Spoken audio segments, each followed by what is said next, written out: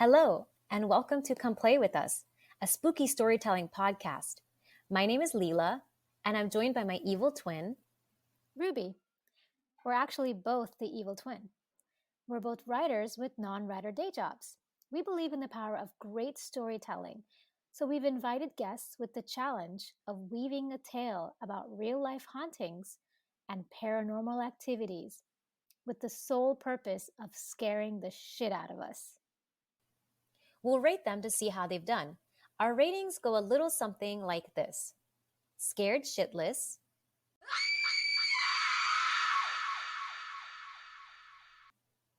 some chills, and I think I'll be able to sleep tonight.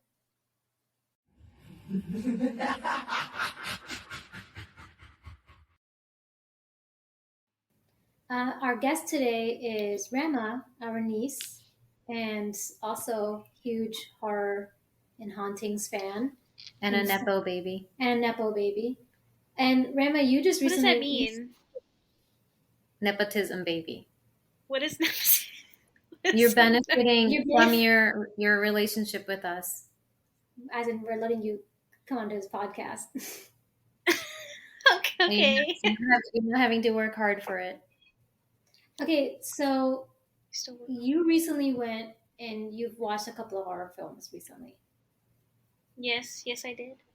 Which horror films have you seen that I haven't seen? So please don't spoil them. Yeah. Okay, I went. I have to remember what I saw. I saw Pope's Exorcist. A lot of boobs in that one. Low-key, I was feeling it until the end when they did the Marvel-looking shit. I just said no. She said the Marvel-looking shit. She went straight to That's the end. not a spoiler. I saw the That's movie not a spoiler. Too. You're more upset that I said there's a lot of boobs in that. You're more upset that she said a lot of Marvel-looking shit as a spoiler, and when I said there's a lot of boobs in it, you didn't even. Could be anything though. Anywho, it was giving off Marvel vibes, and then what did I see after that? I saw the new Evil Dead movie. That one, low-key, like, I was getting kind of grossed out about. Like, it made my stomach turn a little bit.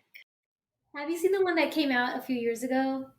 That's my favorite one. I actually rewatched it, like, a couple weeks ago. You don't think that one's more gross than the one that you just saw in the theaters? No. There's enough of a storyline that I can follow. Like, they went more in-depth with it, I guess. But with this one, it's just like, why would that be under an apartment building? Like why? Why? The cabin? I think they wanted to try something new, and I can see it almost even turning into... Wait. Have you guys seen it? No. Oh my fucking god. Can you guys go watch it? I preface all of this with, I haven't seen these movies, no spoilers, and then you just ask, wait. Well, I don't know if this is a spoiler. I'm just gonna live in ignorance. But Rama, another thing that I was thinking about is, and I've been thinking about this for a while since we started this podcast, and for a while since we've started to include you in, as coming on as one of our guests. Clearly we all three love horror and we're related, and we've spoken about how it's probably a genetic thing because we're just really into it, all three of us. But I was want to tap into, like, what exactly is it about horror? It'd be kind of interesting to unpack, I think, as part of why we're doing this podcast and why we want people to scare us so much. Like, why do we want to be scared? What do you think, Rama? I have some ideas, but I want to know what you think. I don't know. I think, and I feel like this is kind of messed up. It's like certain types of movies, I guess, like the paranormal stuff, like the demons, the possession, and that kind of shit. I like watching it because, like, I know that that's never gonna happen to me. Like, I feel comfortable watching it because it's like this. I don't think it's ever gonna happen to me. But like, through some movies, you feel like you can experience it, right? Okay, so you feel safe watching a horror film? Yeah, pretty much. Or like, I feel like they do things that, like, deep down, I'm like thinking like, what if I did do it? So they're like kind of interpreting it, if that makes any sense. That makes sense to me. I mean, it's yours. Like they are your surrogate, and they're experiencing Yes, that you don't have, I'm living it vicariously through them. and then you get to stay in your safe space, while Yeah, you're watching it. pretty What do you much. Yeah, think? and it's just entertaining. I, for me, whenever I think about it, I feel like, like as humans, we're always trying to look for something outside of ourselves. And whether that's like through religion or art or literature or music or anything, I think that like our love of horror and other people who also love, because we've known people who like also just exclusively just really love horror. um, I feel like it's because it's part of that whole the feeling of being thrilled and the feeling of like awe and wonder. The adrenaline rush. Yeah, it's like I think like that's built within us, to seek that out or to experience it. So for me, it I feel like it's just we love being thrilled. Do you want to tell us what you're going to be scaring us with tonight? Yeah, let's hear your story. Okay, I'm going to be talking about today the Monte Cristo Homestead Ooh, in New South Wales, Australia. Ooh, okay, Monte Okay, Cristo. that's quite a bit. That's quite a bit of a distance from us. Yeah. Yeah, they have a lot of spiders. They have a lot of spiders. Okay, so a lot of spiders. We have a lot of spiders. We are prepared for your story. We're prepared to be creeped out. Yeah. To the max. We have the lights off. Lights are off. The ACs are off. So it's gonna get hot and uncomfortable. It's gonna definitely get hot. It's obviously for practical reasons, but also it's I think less sound and the silence will just kind of wear on us a little bit more. Yes. We have the candles lit. It's dark and gloomy. It's nighttime outside. It's also fragrant because most of my candles are ones with fragrance. But yeah, the candles are flickering. We're ready. What about you? We've got our blanket and our pillows. So yeah. we're all ready to be scared. So I'm chilling. Okay. Are your lights off? Yeah. My window is open though. Like my blinds are. Are they blinds like just sort of wafting in the breeze? No. There's no breeze in Texas. No, there's not. Okay. It's so hot here. Okay. And there's a siren going, which is also helping. All right. Well, why don't you take it away? Whew. All right. Let's talk about the Monte Cristo Homestead. Like I said before, it's in New South Wales, Australia. Originally, a farmer, Christopher William Crawley, he bought the land initially to build his home for his family. And early on, it was obviously a difficult time. Like, they lived in a kind of slab hut for a little bit. And, like, he was struggling to feed his family. But here's a year, 1878, the Great Southern Railway line was opened. And with that, Mr. Crawley, scrounged up whatever funds he could gather, bought a license to build a railway hotel right across from it. And obviously, as things progress, people are using the railway, they'll need a place to stay. His business was booming, pretty much just like built another house out of their slab. Like he basically upgraded, and that is what is the actual Monte Cristo Homestead. Okay, the actual homestead, was built in 1885, and that original slab hut where they used to live was turned into a stable for his horses. The house was then later turned into servants' quarters. Yeah, it was pretty much upgraded for them. That's the basic history of it, just because it didn't really have a lot to it historically. That's it. It was. Well, explain your lack of research there. You keep going. No.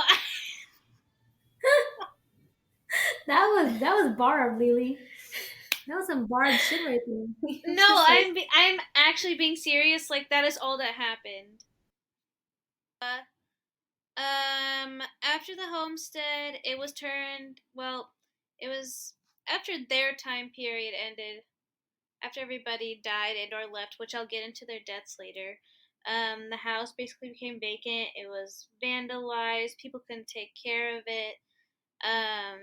The furnishings of the house were sold too.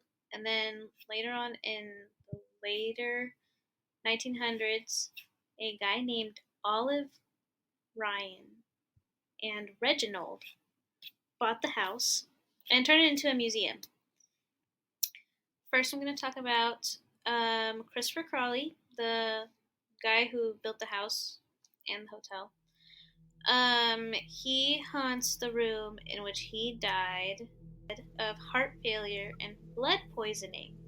It's nothing like to be worried about, nothing suspicious at the time. It wasn't of like unnatural causes, really. The blood poisoning was from a carbuncle on his neck. Oh my god. That got infected by getting constantly rubbed by his starched collar. His starched collar. I'm gonna Google it. It's like a skin tag, or it's like a skin thing.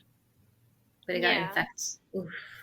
That's how he got the blood poisoning and the heart failure. Yeah. Yeah, so he haunts the place. He doesn't really do anything. He's just nice, I guess. His ghost? Ew. Yeah, he's a nice ghost. But his wife... Oh, Rama. Is that someone's ass? It's on the buttock of my god, that looks like The Last of Us. What? What is that? It's a carbuncle. That looks nasty. That's on someone's ass. It's on the buttock. Too. It's Wikipedia. Ew. It's a cluster of boils caused by bacterial infection. Oof. That's so gross. The presence of a carbuncle is a sign that the immune system is active in fighting the infection. Okay, so Crawley's immune system was active. Carbuncle Crawley. The infection is contagious and may spread to other areas of the body or other people. Those living in the same residence may develop carbuncles at the same time. That's so nasty. Why would you show me that picture? Context. Okay, all right. So he died from blood poisoning. Blood poisoning from a carbuncle and heart failure. And which led to heart failure, and his ghost is more like a gentler spirit that haunts the place. Yeah. And then his wife is apparently still as judgy as she was.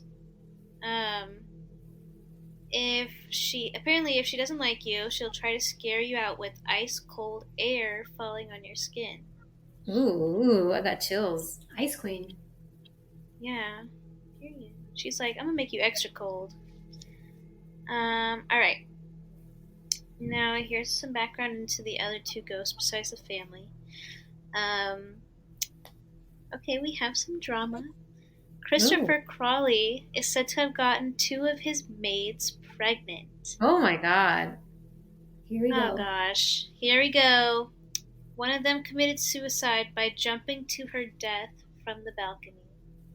Oh no. She was also pregnant when she did it. Oh no. She hit the stairs and was instantly killed. Oh, that's so sad. Sad. Tragic. Her ghost still haunts the veranda, and a ghostly bloodstain marks the spot where she met her end. The second pregnant maid gave birth to a son. She named him Harold. When Harold was a young boy, he was involved in a terrible accident on the premises. And he was hit by a coach, like things with horses. Yeah. Mm-hmm.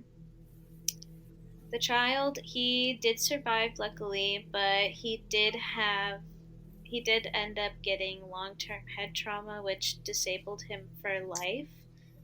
Mm-hmm. And he was kept on chains in the coach room. That's so sad. What? Oh my god. That's what they did back then. What is it, early 1900s? Yeah, this is a thing for like people that weren't that were just different or ugly. That's why like a lot of like the horror literature from back then is like someone chained in a basement or an attic, someone or locked something. up, and They're like super monsters. dark about it. Yeah, and that's what Yeah. they said. Like there were children that would mock him because he would scream all day. He was called a monster, and they would just go bother him for fun. And then That's awful. eventually, he was put away in an asylum after he was found by authorities chained to his mother's bed. And this was after she had passed away for a while. He ended up dying at the asylum, but still haunts the grounds of the homestead. And he makes his presence known by the sound of chains. Mm. Kind of saw that one coming though. Mm-hmm. I was like, I'm guessing it's going to be chains. Or screaming. Yeah, or screaming. Okay. And then the coach house, one of the rooms inside the homestead, is haunted by a young stable boy named Morris. He wasn't feeling well, and he stayed in bed at the coach house. And this was at the time with like there were still slaves and stuff like that. So his master didn't approve the fact that he slept in, and he lit his bed on fire, thinking he would get up and get to work. But alas, he was too ill and couldn't get up and died in his bed. No. And you'll know he's around if you hear his screams. I just smell smoke. Okay. No, you hear his screams. You hear him screaming. Oh my god, that's terrifying. Oh my god. I just got chills thinking about it. Yeah. This is just it's a lot of tragic death. That's what it is. Like, it's just so sad. Is it like a compressed decade where all this happens, or like a few years or something? Yeah. This is in the 1900s right now. Like late 1800s to 1900s. We're gonna talk about Ethel Crawley. She is the infant granddaughter of the Crawley family, and she died in 1917 because she was dropped on the stairs. The same stairs as the maid? What is with these stairs? These were stairs inside the house. I believe the other maid, she jumped off the balcony, which was outside. Outside stairs. Stairs. Yeah. These are inside stairs. Okay. Mm-hmm. Anyways, she was dropped by the nursemaid. The nursemaid, however, claimed that she was pushed by an unseen force, but obviously nobody believed her. Today you can kind of sense this. Children who visit the museum, they typically become irritable and upset when they enter the stairs. And then others claim that they feel as if they're being pushed on their backs. And then also you'll feel an ice cold tiny hand slip into theirs when they go to the upstairs rooms. This one is a more recent ghost who died in 1960. His name was Jack Simpson, and he was one of the home's caretakers. He was shot to death on the porch in front of the house by some young man. This young man was inspired by Alfred Hitchcock's movie Psycho and watched it 3 times before committing his crime. The words "Die Jack, haha" were carved into the shed door, and you can still see them today. Really? Yeah. I kind of want to go here. That doesn't track with like the plot of Psycho. No, not at all. It's like unless he stabbed him in the shower. I don't know. People just get riled up by things. Anyway. Who knows? And then just some general ghostly stuffs.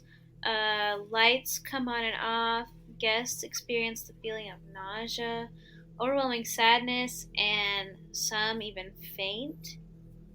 And then others hear disembodied whispers, unexplained mists, and then people see orbs, and they're just everywhere. Just a lot of stuff, pretty much.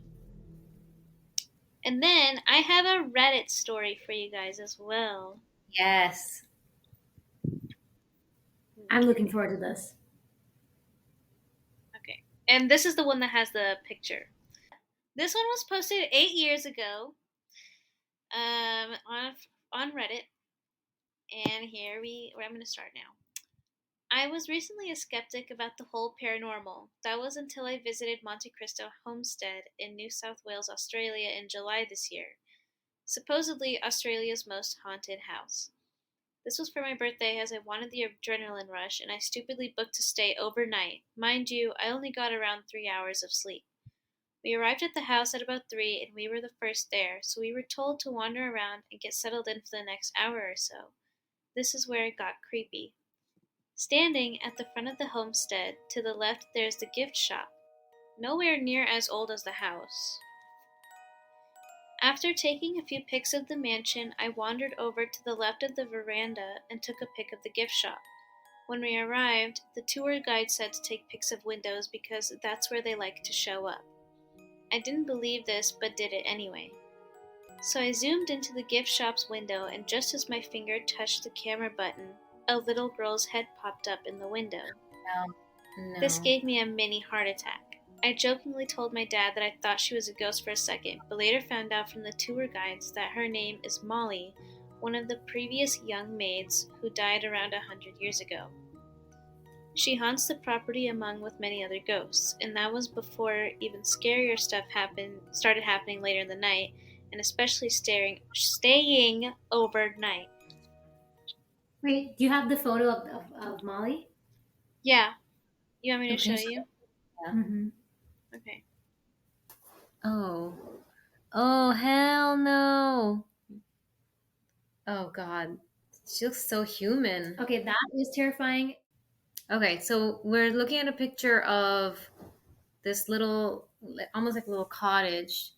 And there's a window and it's just black. And then as you zoom in, you just see this little face. At the bottom, this little face of a child. It's like pale with these dark eyes and dark hair. And is that a hand that's up touching the window? No. No, you just see her from her like chest up. And it's a very clear photo. It's not one of those blurry ones where you try and make out like this is clearly like a small child. I could see why this person was like, I saw, like a little girl, and they said, oh, that's small. Like they know who that is. Yeah, and she's not smiling. She looks curious. She looks so staring right at the camera. She looks angry. Yeah, there's something. Well, there's just something that like to me, kind she of looks curious, unaffected, kind of. No, she kind of looks like unbothered. She looks to me like she's, or like she's just. I mean, if she kind of looks longing. If she died 100 years ago, I mean, she's going to be curious of these people and how they look and dress and the devices and stuff that they're carrying. Throughout the tour, it was pretty creepy as expected, but things got quite tense when an old lady in our tour group was pushed into her husband by something we couldn't see. At the time, we were in the girls' room where the girls often tug at people's clothes and give little pushes, so nothing serious. Although this did give the old lady a fright as she was so surprised. Lawrence, our tour guide, had to stop halfway through the tour and hand it to his wife, who also does tours, as two of the ghosts kept appearing and scaring him. What? Wow. He had to leave because two ghosts kept appearing and freaking him out. One of the tour guides? Yeah, he had to hand it over to his wife. I can safely say that this wasn't an act, as we could see the fear in his eyes. He later deeply apologized, but he'd lately been seeing the ghosts on the property more and more. It was only until we went to bed where things got real. The whole tour group, around 20 people, were informed that the whole house was obviously haunted, which included each of our rooms. Mm-mm. They also said that it was common for people to leave during the night. About an hour after we all went to bed, which was at around 11 o'clock, all the people I was with and I heard walking around upstairs, directly above which would have put in the room occupied by an elderly couple from the tour. It sounded like hard-soled shoes walking on the wooden floor. It went on for around 30 seconds, and it continued like that for the rest of the night, with about half an hour to an hour in between. By the second and third time we heard it, we knew that the elderly couple could only get up so many times. I never thought I would get used to paranormal things, but by 2 in the morning, I was pretty sick of it. In the entrance to our room, you have to step down onto a wooden step, which ironically creaked. Well, the step creaked about twice during the night, and because I was wide awake already, I was practically crapping myself. You have no idea how happy I was to finally see daylight. It was the longest night of my life. I asked my dad if he'd experienced anything last night, and he claimed that a while after, the door had creaked. His shoulder was hugged by a smaller person. Oh, Child. He said the hug felt sad and cold and only lasted about 3 seconds. Oh my god, that's horrible. I could tell this shook my dad to the core. Mind you, he's not scared of many things. During breakfast, I made sure to ask the elderly couple above us if they'd gotten up during the night, but they of course said no, not even once. They said they hadn't even heard anything. Someone was in their room. Oh my god.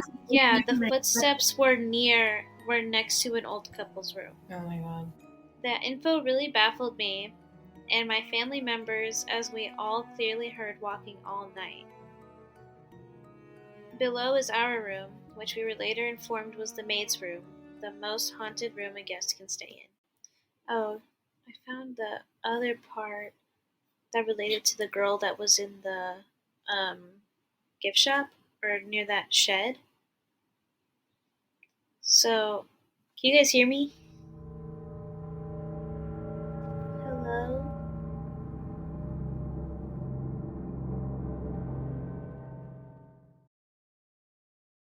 Rama was reading out a Reddit story of something that happened to a person who stayed at this homestead, and for some reason we all got booted off and the screen went blank. We were unable to get on. Rama was unable to get on, and we were just like smack in the middle of the story where someone's just recounting the details of having experienced hauntings at this homestead, and the story wasn't even done yet. Rama had just covered the part of where they woke up the next day and they were at breakfast and they were asking the other people who had stayed overnight at this place what their experiences were and what they had gone through. And then it was at this moment that we all three got booted off of Podcastle. And we just got on and we're recording, but we have no idea if anything that we set up until this point has even saved. After I was told it was indeed a young Irish maid, around 8 or 10 years old, I was all ready to get out of there, and I hadn't even had dinner yet. They said it was one of the best photos they'd ever had. Later on in the tour, we walked through the very large house and grounds, and the whole place had a weird aura about it. I could breathe smoke in every room, although I found it much colder in the rooms where people had died in. Another experience I had was when I was touched on the back of my neck. Before I went into Monte Cristo, I made sure to wear a cross and carry rosary beads with me to make me feel safer, I guess. Obviously, as I moved my neck around throughout the night, my cross slid up and down and rubbed against my neck. However, in one of the more haunted rooms, I was standing in the corner, standing completely still, and the chain slid all the way across my neck. It just felt so unnatural. Weirdly, out of instinct, I looked behind me, even though I knew there was no one behind me, but a bookshelf and a chair. My face would have been as white as a ghost. I have got plenty more stories from just that night if you're more interested. The image below is of the room. Do you guys want to see the room? Oh, that's a creepy ass room. Yeah, that's creepy. I mean, that lighting just doesn't make it better. The carpet, oh, it's so The old. wallpaper. It looks haunted. Yeah, that carpet's just old and faded. You have all these furniture. bookshelves. Yeah. I mean, that's like a proper haunted room. Yeah. You have all these bookshelves, a fireplace, a mantle with a mirror on top. Yeah. We'll include the link to the photo. Is that a chandelier I see? Yeah, right there. Yeah, it is. I thought it was a lamp in the background. It's creepy. Yeah. Clearly, the photo's taken in the nighttime. Yeah.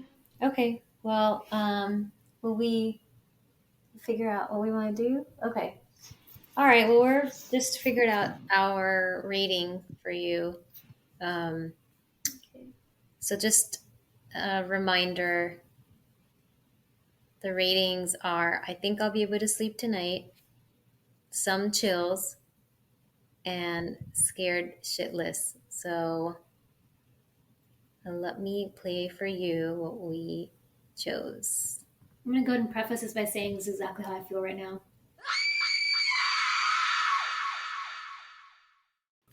Do you know which one that was? No. Scared shitless. You scared the shit out of me. Oh, yay! Yeah, I think yes. I think when I was first listening to it, I think the tragedies were almost more creepy than the hauntings. But then the brilliant thing was that you brought in the Reddit story because I think one of my questions was going to be, okay, but do we have any, because this place is still surviving. It's not like that sanatorium, the Waverly Sanatorium, where it's gone now. Like, this place is still standing. So I was wondering, wait a minute, what about now? What's going on now? And you brilliantly brought in that Reddit story. That photo of the little girl, Molly, was terrifying. Really creepy. Just zooming in, I mean, just how clear that photo is. You can make out her features and the look on her face, and she's just like white, you know? And that must have been like super prominent because the original picture, it's really zoomed out. So you would have really had to see it in the actual picture. Yeah, and I feel like, so much of these things and of these, real life ghost stories is that we just hear about things that happened a long time ago. We never hear someone's contemporary account. And so hearing this person or reading or hearing about this person being like, I was so terrified. I spent one night there and I regret it. And, and then like hearing everything that they went through, I mean, that's the part that started to scare me. And I'd say probably the most terrified I've been in a while was when we got kicked out of Podcastle, all three of us, at the exact same time, just after you finished telling us about that person's first night in that homestead or in that hotel. It was like almost like perfect. All of a sudden the screen just goes blank. And it went blank for us. Yeah, you guys just sounded really quiet because I was reading off of something, so I'm not looking at you guys on the camera. And I was like, hello? Do you guys hear me? Like, did I cut out again? And I went to see, and it booted me off. So it was just, the screen for us was just blank. It was blank white. And the screen for you, was it also blank white? Yeah. Yeah, and then... Or it like looked like you guys were loading for the longest time. Yeah. And then then I got kicked out, and then I was trying to rejoin, and it was just showing the 3 dots. Yeah. It's like super creepy. If anyone's listening to this, whatever you heard before this, I can't guarantee. It might. Well, I don't know. We have to see, because I'm too scared to press any buttons to see if we lost anything. We have no way to know.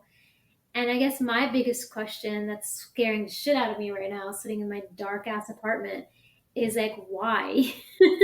Like, why at that moment? What was it about the story you were telling us? Or dude, stop! You're freaking me out. I'm done. All right, well, ghosts. Yeah, you did very well. The lights on tonight. Yeah, like, seriously, I'm creeped out. Yeah, I'm so glad that I scared you. Or something. Now I want to watch a scary movie. Oh, you and technology. You and technology. And that picture, whatever which else is also technology, is going on tonight. Nope. Oh God. Okay, so she's gone. Okay. Well, right when I mentioned the picture, we got booted off again. Second time. Then we just turned on the lights back. We turned on all the lights. We blew out all the candles. We were just like, okay, this is a sign. The lights we're done. Might stay on all night. I think they want us to be done now. Yeah, I don't think they want us to talk about them anymore. Yeah. So. No, stop. No, I think we're done. Okay. I'm done. Yeah. Thanks so much for listening. If you'd like to get in touch, you can reach us at podcomplaywithus@gmail.com. We'd love to hear from our listeners. So if you have real-life ghost stories or paranormal encounters and you think it'll scare the shit out of us, please send them in. Until next time, goodbye. Bye.